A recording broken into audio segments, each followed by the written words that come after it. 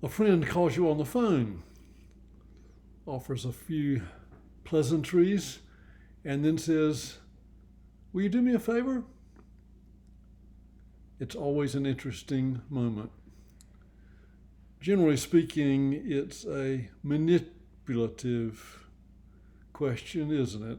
And most of us tend to be guarded in our response. We may wait it out in silence until we hear more. And you might argue that a favor that is requested is no longer a favor.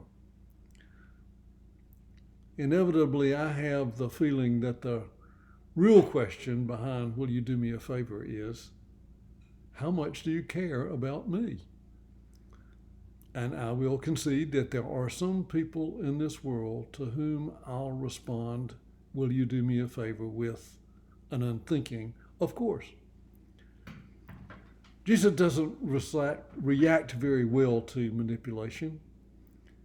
When the brothers James and John say to him, "We want you to do for us whatever we ask of you," they are asking Jesus for a favor.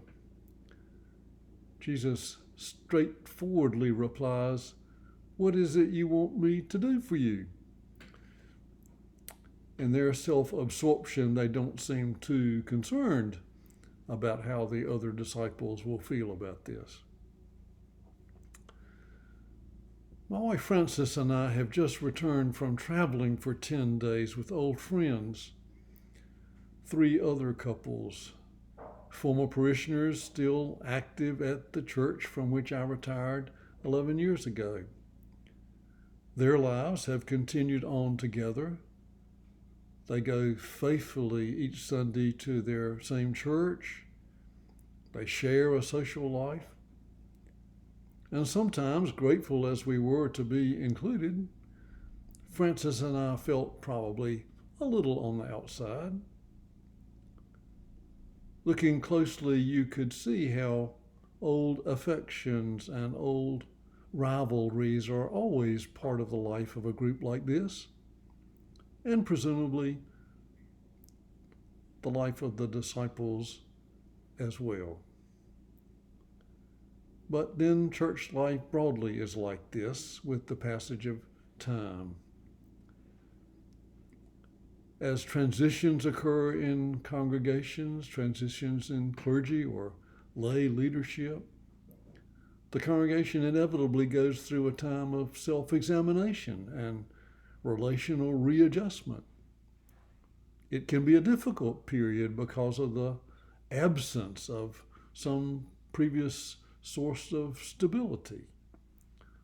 But it can also be a refreshing time of change and reevaluation and new leadership development. Everybody has a chance to contribute in a new way, not asking for a favor, but joining together to promote the life and work of faith. Let me conclude by saying that I don't think prayer is asking God to do you a favor. We acknowledge at the beginning of every Eucharist that to God all hearts are open, all desires are known, and from Him no secrets are hid. You can't really test your relationship with God because from God's point of view, God is always responsive, no questions asked. God may be mysterious to you, but you are not mysterious to God. Faith is trust and confidence that your good is also God's timeless good, as difficult as this can sometimes be to believe. That's why Jesus doesn't do the favor that James and John ask him. Their places, all our places, were long ago prepared. It's a matter of our choosing to seek them.